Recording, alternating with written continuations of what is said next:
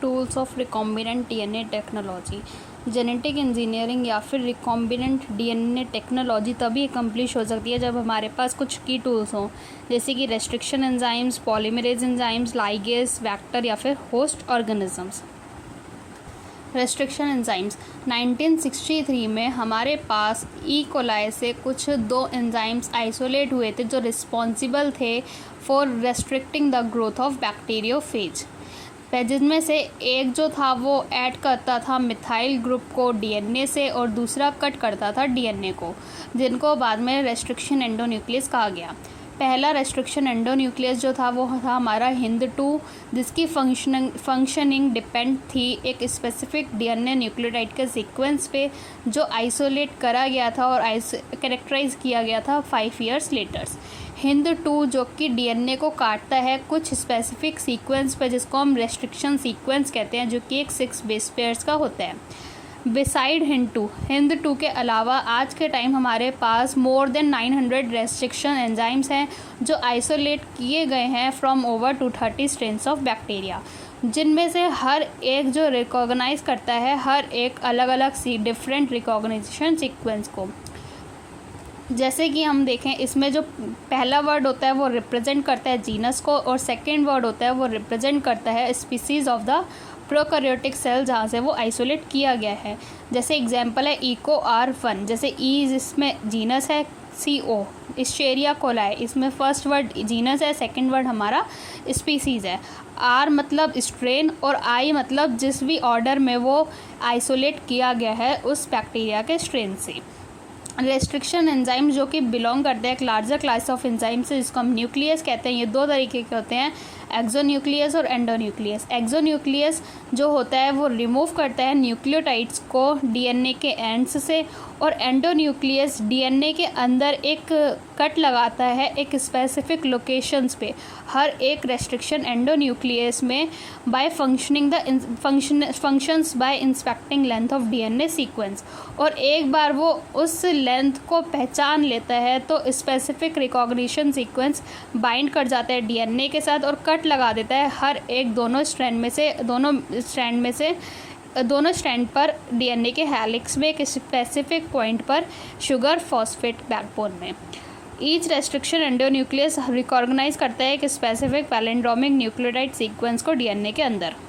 जैसे कि हम इस डायग्राम में देखें तो ये कुछ स्टेप्स बता रहा है of formation of recombinant DNA by restriction endonuclease enzyme EcoR1 में।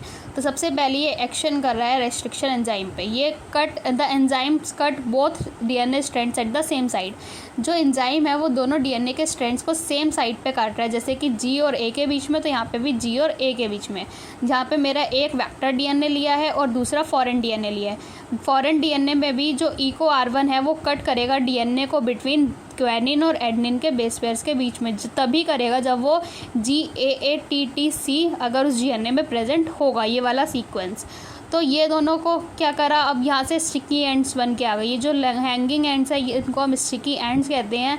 यहाँ से फिर क्या हुआ, ये दोनों स्टिकी एंड्स के डीएनए फ्रैगमेंट्स को जोड़ दिया एक एंजाइम्स की मदद से, जिसको हम डीएनए लाइगेज कहते हैं, जिससे कि हमारा रिकॉम्बिनेंट डीएनए बन के आ गया। अब पैलिंड्रोमिक क्या होता है, डीएनए में पैलिंड्रोमिक एक ऐसा सीक्वेंस ऑफ बेस पेयर है जो रीड करता है सेम। हम दोनों साइड से अगर हम एक ओरिएंटेशन सेम रखें तो दोनों साइड से वो सेम रीड करा जाएगा। जैसे एग्जांपल 5' to 3' रीड करेंगे तो GAATTC, ऐसे ही इसमें 5' to 3' रीड करेंगे तो GAATTC। अब रेस्ट्रिक्शन एंजाइम कट करता है सेंटर से थोड़ा सा दूर between 2 same base pairs on opposite strand, जिसकी वजह से ये लीव कर देता है सिंगल स्ट्रैंडेड पोर्शन को दोनों एंड्स पे, जिसको हम हैंगिंग स्ट्रैंड्स या फिर स्टिकी एंड्स भी कहते हैं। इनको नाम इसीलिए दिया जाता है ऐसा क्योंकि ये हाइड्रोजन बॉन्ड बनाते हैं अपने कॉम्प्लीमेंट्री कट काउंटर पार्ट्स के साथ और बाद में जॉइंट हो जाते हैं बाय यूजिंग डीएनए लाइगेज। जैसे कि अगर मैं यहाँ पे हम एक फॉरेन डीएनए लें और एक वेक्टर डीएनए जो कि प्लाज्मिड है, उन दोनों को एक सेम रेस्ट्रिक्शन एंजाइम से काटा जा रहा है, डीएनए को भी, वेक्टर डीएनए को और फॉरेन डीएनए को एक स्पेसिफिक पॉइंट्स पे। अब ये जो दोनों डीएनए है और हमारा प्लाज्मिड है, डीएनए और प्लाज्मिड इन दोनों को ज्वाइन कर दिया जा रहा है बाय यूजिंग लाइगेज।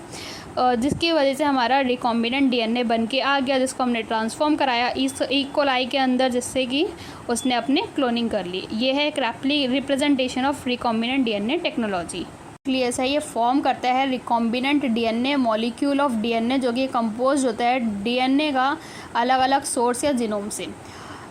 एक रिकॉम्बिनेंट डीएनए मॉलिक्यूल तब तक नहीं बन सकता जब तक एक वेक्टर या फिर सोर्स डीएनए को एक सेम रेस्ट्रिक्शन एंजाइम से ना काटा जाए। Separation and isolation of DNA fragments. अब ये जो डीएनए की कटिंग होती है रेस्ट्रिक्शन एंडोन्यूक्लियस के द्वारा, ये रिजल्ट्स होती है डीएनए के फ्रैगमेंट्स में, जो कि सेपरेटेड होते हैं टेक्निक से, जिसको कहा जाता है जेल इलेक्ट्रोफोरेसिस। ये जो डीएनए के फ्रैगमेंट्स हैं ये निगेटिवली चार्ज मॉलिक्यूल्स होते हैं, जो सब सेपरेटेड होते हैं, अलग होते हैं, by forcing them to move towards the anode, मतलब ये एनोड की तरफ खींचे, मतलब भेजे जाते हैं एक इलेक्ट्रिक फील्ड के अंदर थ्रू अ मीडियम या फिर मैट्रिक्स। जो कि मोस्ट कॉमनली यूज्ड मैट्रिक्स है वो है हमारा एग्रोस जेल, जो कि नेचुरल पॉलीमर है जो एक्सट्रैक्टेड हुआ है हमारी सी वीड्स से। अब ये जो फ्रेगमेंट्स हैं सेपरेटेड किए जाते हैं अकॉर्डिंग टू देयर साइज़ एक सीविंग इफ़ेक्ट के ज़रिए, जो प्रोवाइडेड होता है बाय एग्रोस जेल, जिसमें जो सबसे छोटा फ्रेगमेंट का साइज़ होता है वो उतना ही ज़्यादा दूर जाता है टुवर्ड्स एनोड। अब ये जो सेपरेटेड फ्रेगमेंट्स हैं ये विजुअलाइज्ड होते हैं तभी जब हम इनको एक्सचेंज कर देते हैं इथीडियम ब्रोमाइड से। ये we can not see pure DNA in visible light without staining. हम एक प्योर डीएनए को विजिबल लाइट में बिना स्टेन करे नहीं देख सकते। हम एक कुछ ब्राइट ऑरेंज कलर के बैंड्स दिखते हैं डीएनए के इथीडियम ब्रोमाइड के साथ स्टेन करने पे, जब उसको एक्सपोज करा जाता है यूवी लाइट के साथ। अब ये 2 सेपरेटेड बैंड्स हैं डीएनए के, ये कट होते हैं हमारे एग्रोस जेल से और एक्सट्रैक्टेड होते हैं फ्रॉम द जेल पीस, जिसको हम इल्यूशन कहते हैं। ये जो डीएनए फ्रेगमेंट्स हैं ये प्योरीफाइड होते हैं इसी तरीके से इन constructing recombinant DNA by joining them with the cloning vectors. जैसे कि यहाँ पे दिखा रखा है, एक वेल दिखा रखी है, यहाँ पे 4 वेल्स हैं। जो फर्स्ट वेल है उसमें अनडाइजेस्टेड डीएनए और 2, 3 और 4 वेल्स जो है इसमें डाइजेस्टेड डीएनए। जो कैथोड जो कि निगेटिवली चार्ज मॉलिक्यूल है तो उसको फोर्स करा जा रहा है पॉजिटिवली चार्ज एनोड की तरफ मूव करके, जहाँ पे पास में है वेल्स के पास में लार्जेस्ट और दूर की तरफ है हमारे स्मॉलेस्ट, जो कि हमारे डीएनए के बैंड्स हैं।